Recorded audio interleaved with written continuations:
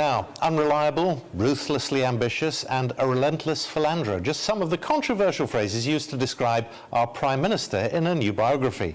Now, veteran investigative journalist Tom Bower has previously written books on figures including Robert Maxwell, Bernie Ecclestone, Tony Blair, Jeremy Corbyn and Gordon Brown. Now he's turned his focus onto Boris Johnson, and he joins us now. Tom, welcome. Nice to see you. You start the book with a family get-together, Stanley Johnson's, I think, 79th birthday, and wow, the tensions you describe in that. And actually, you pinpoint that relationship as crucial to how the Prime Minister's turned out. Well, I think that he's a man who has great affection for his family, especially his mother, and because of physical comparison with Stanley, everyone has always thought that they're very close. And to some extent, he does mirror his father in mannerisms and that sort of thing.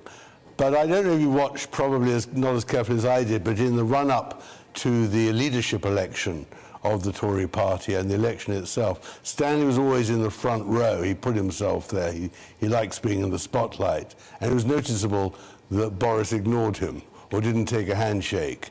And I think there is, as I describe in the book, there's a huge problem between them.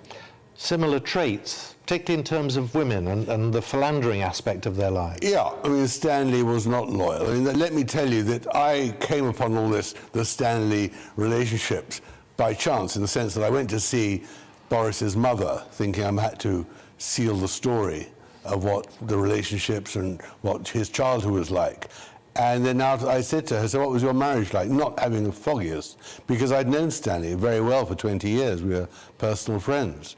And she suddenly poured out with this unbelievable story, how he'd regularly beaten her, how he constantly humiliated her, how terribly unhappy she had been.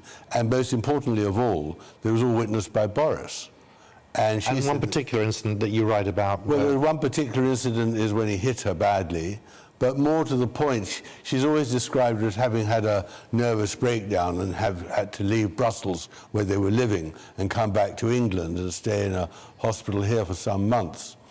And that has always been put down to poor Charlotte. Well, the way she describes it, it was induced by Stanley's treatment of her. Now, I think the Stanley thing is irrelevant, frankly, but the importance is the effect on Boris and how Boris, as a man, as a child, developed with this great affection for his mother, but having witnessed what was clearly a traumatic relationship. And what's interesting here is he's actually managed to almost create what people might consider a two-dimensional character, that despite all of these accusations, despite this reputation, which, you know, thankfully, I think even 10 years ago, if we had had a Prime Minister with this history of love affairs and no one even knows how many children he might have fathered, I mean, it would have been unthinkable. You might. Do you know how many he's got? Well, I think it's probably 6. I mean, the point is, the reason they think there's an unknown child is because a judge made a mistake when the mother, Helen McIntyre, went to try and get the birth of their child suppressed.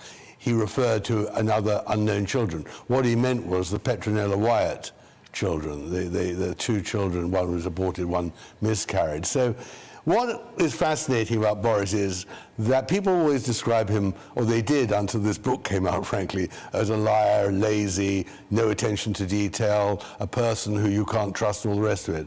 I discovered something very different. There's no doubt he lies, but then everybody lies, especially politicians.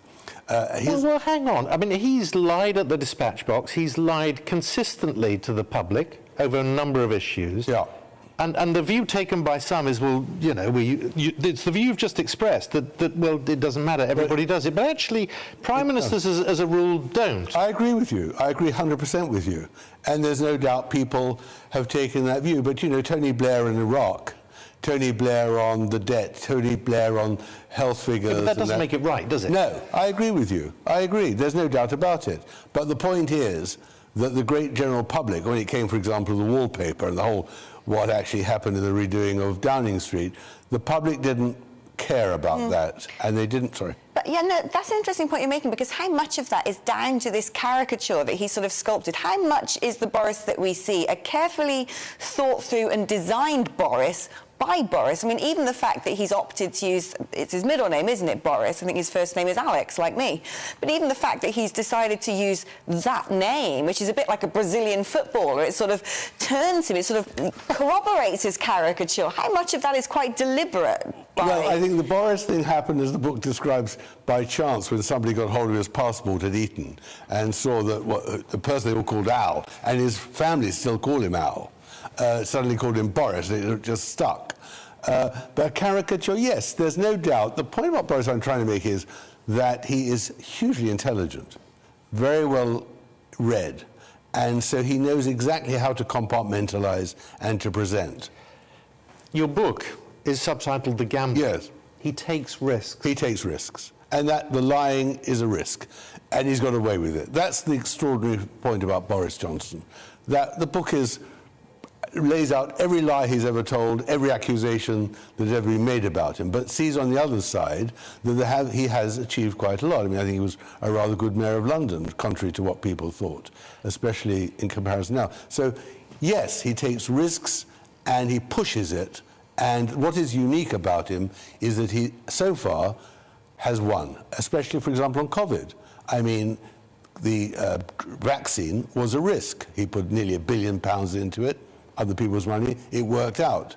Until then, he'd been, in my view, pushed pillar to post by appalling advice from scientists and SAGE, and had appalling civil servants who were giving the wrong advice. But he took the vaccine thing. He saw the weaknesses and took that out of the hands of Whitehall, and it worked. You see, this blame game that you're suggesting here, that it wasn't his fault, he was taking bad advice.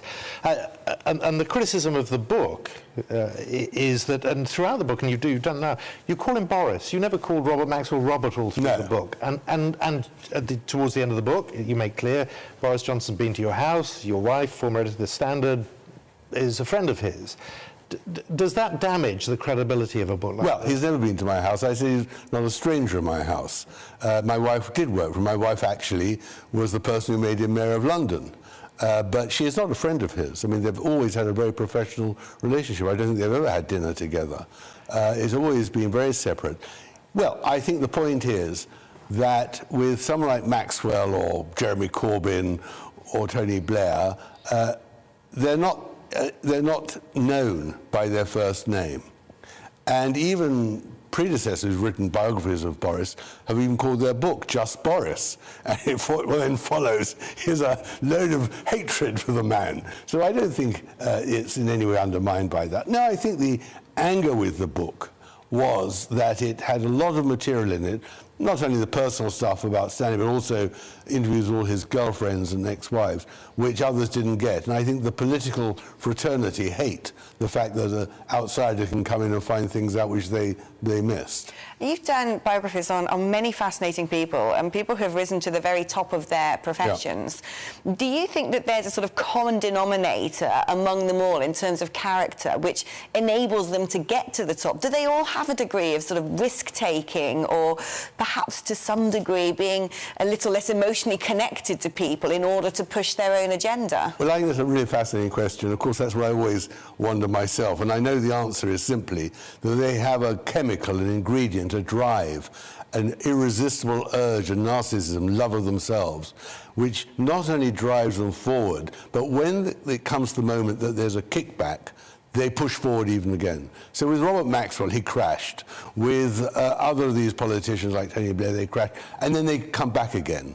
And I'm convinced that Tony Blair tried to make a comeback. But Boris is the sort of person, however hard he's pushed down, his self-belief, his education in the wall game, this dogged determination, not only to survive and succeed, but to prove his enemies wrong. That is something which is pretty unique. It's an interesting thing you say there, because, I mean, Dominic Cummings is suggesting that he might be looking for a quick exit as soon as possible, so we can just get back to having fun and not have all of the sort of stresses and strains that come with the duty of the job. Yeah. But how much do you think, actually, if things are left undone, his ego is going to say, no, you have to stay in position because you are the person who's going to go down in history for having achieved this thing? Yeah. Now, you've got to remember, Cummings' date for the departure is 2026, 5 years' time. So he's taking a long gamble on that. I think that Boris will stay to create a Johnson era. I think just like there'd been a Thatcherite era, Blairite era, my suspicion is he'll try and do the 10 years. And what would that Johnson era look like? What do you think his main goals are? His main goal is to level up, is to create a very thriving economy, science-based, a country which is at ease with itself. He's not a racist. I think he'll try very hard to change things. His greatest weakness is the people around him, that he's got the ambition, but he doesn't have the team. Tell you won't like this, and that's the current Mrs. Johnson. It's very uncomfortable reading, isn't it? For her, yes, it is, and that she didn't like that, and he was worried about that. I think the point about Boris is that he, in his life, one can only judge in his life, he needed a wife and a girlfriend. Now he's just got a wife, and I'm not sure. You see, what's fascinating talking to the girlfriends is that they, he lets his, not only his trousers down, but he lets his hair down. He talks to them about his problems in a way which undoubtedly did with Marina. But very different. That's his second wife. The second wife, the long wife, and a very fine woman, an intelligent woman. But he just needs, and he doesn't have men friends. He doesn't have soulmates who are men. His soulmates are women, and that's what I think is probably one of the many qualities missing, people missing at the moment in his life. Well, it's really good to meet you and to talk about it. Fascinating, yeah. Tom, thank you very much. Tom Bass. Pleasure, thanks. Thank you.